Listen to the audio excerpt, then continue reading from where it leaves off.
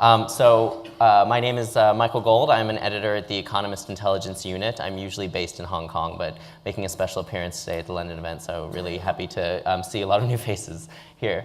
So the Economist Intelligence Unit, as part of the whole Pride and Prejudice initiative, has conducted research for the past 3 years of the entire initiative that we regularly launch at the event. It is based on a global survey of over 1,000 executives around the world asking about their attitudes and opinions towards LGBT diversity and inclusion. So the first year looked at sort of general attitudes, especially toward LGBT diversity and inclusion in the workplace.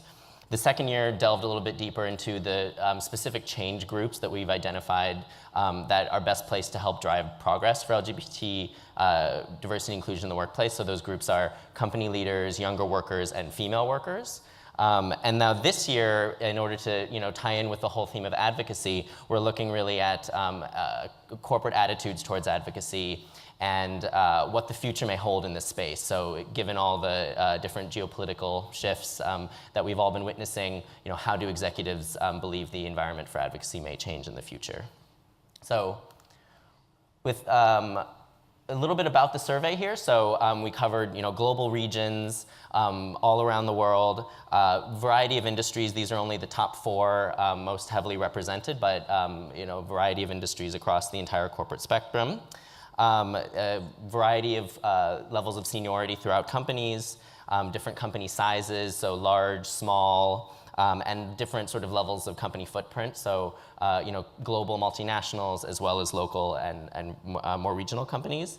One thing to note is that the survey was all in English. The panel is basically made up of economist readers, people who agree to participate in our regular research. So, do have to sort of caveat the findings with that, but it's still quite representative of a very global kind of business base.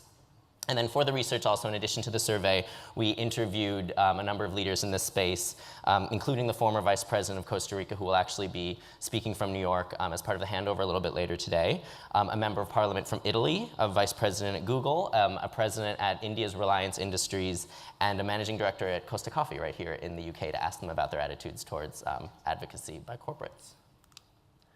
So the first thing that we wanted to highlight is that, amid sort of all the changes, the rise of nativism and populism that we've seen in many countries in recent years, it's easy for LGBT rights to actually get lost sort of as a civil rights pillar and as a human rights pillar in the various struggles. So we asked, which areas do you think are being most negatively impacted by the current global political climate?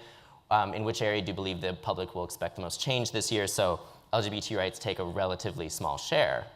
Now, of course, this is not to put any bucket of rights any more urgently than any other, but it's just to sort of show that in sort of the framing of very broad set of issues and a broad set of concerns, LGBT rights are maybe at risk of not progressing as fast as they have, or potentially even backsliding.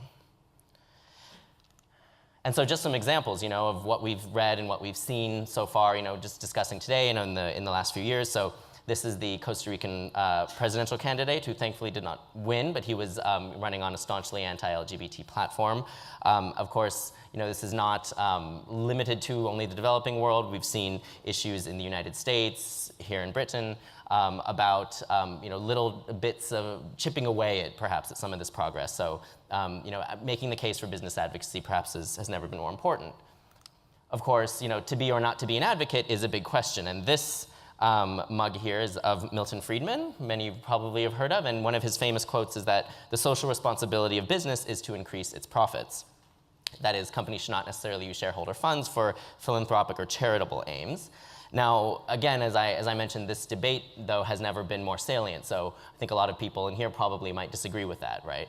In the sense of all the geopolitical shifts, new technologies, which are also changing the way that companies interact with the rest of society, as well as companies' own recent run of high profits and quite, striking successes in recent years. It's making the case for advocacy perhaps stronger. So one of the first things that we'd like to highlight from the research is we asked companies to basically rate themselves on various areas of business performance. So such as, I consider myself strong, I consider my company stronger than the competition in financial performance or talent management, leadership, et cetera. And then we correlated that with the self-identified designation of LGBT advocates. And we found that compared with the competition, companies which consider themselves prominent advocates are quite a bit more likely to consider themselves also strong in various areas of business performance. So it's probably not a huge surprise to many of the people in this room, given that a lot of companies that are doing public advocacy have already kind of gotten their internal houses in order. They've already enacted a lot of diversity programs within their companies to help them compete in the war for talent, et cetera. But to show the link between public advocacy and strength in various areas is actually quite new. So this gives another bit of evidence, another bit of research that can hopefully help bolster that discussion. And sort of mentioning the talent attractiveness space and the relationship between LGBT advocacy and the war for talent, basically. So, we asked companies, do they believe that the business world will become more prominent as an agent for progress in the LGBT space? If so, what will drive that shift? And a very large share, I think it was the number two share among a variety of factors, said competition for younger workers. So you can see it right there. And then we also asked, do you believe that employees will expect companies to play a greater role in influencing policymaking around LGBT inclusion? And nearly half said yes. So clearly the connection between the war for talent, the race for the race to attract younger workers, and LGBT public diversity, public advocacy is quite strong. Now looking sort of ahead, again, we wanted to sort of look and see what the recent, overarching macro level and environmental shifts might augur for this trend. We asked, how much more or less prominent will businesses in your country be as agents of progress for LGBT rights compared to today? Now, thankfully, we did get a pretty decent slice of respondents saying that they will become more prominent. So you can see the light blue areas and the orange areas there are the kind of the more prominent the more prominent category. So that's about half. But then we also asked, how much more or less investment will your own company devote to this cause?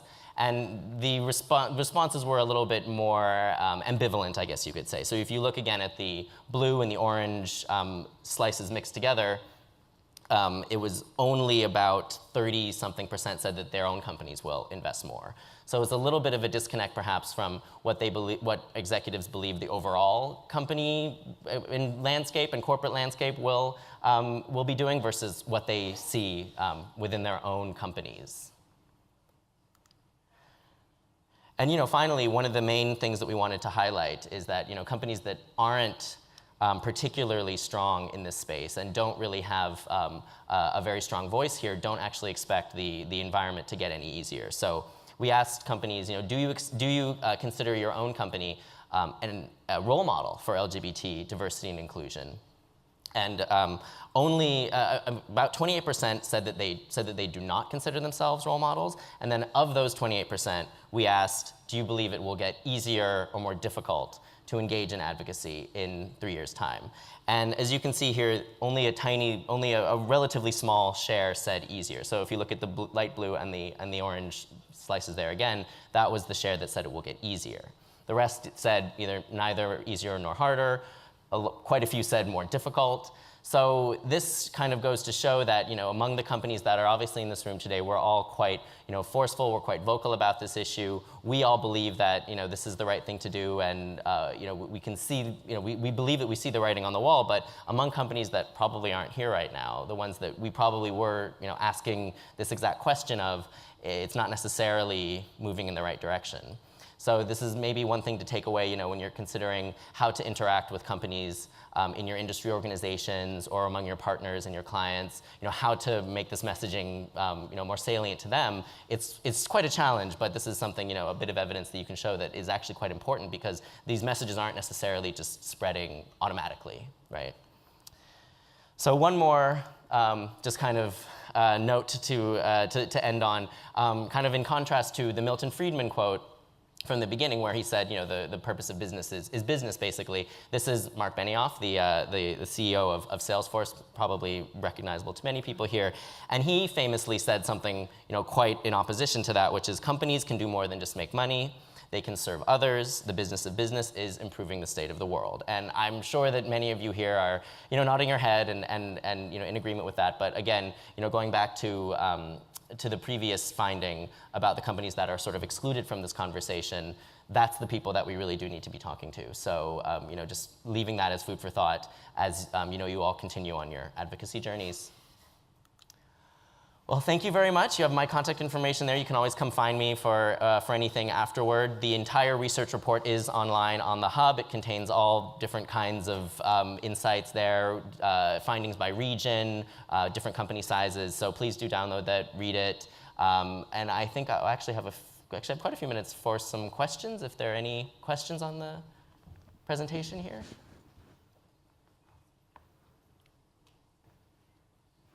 All right. Well, with that, we can go on to the next panel. Thank you.